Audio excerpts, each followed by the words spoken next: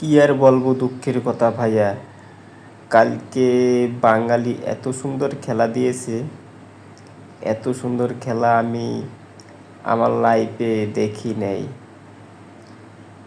কত সুন্দর একটা ম্যাচ, হাতের ম্যাচ, সে ম্যাচটাও বাঙালি হেরে গেল। দেখেন, মানে মনে হয় যে ওদের শরীরে কোনো হিট নেই।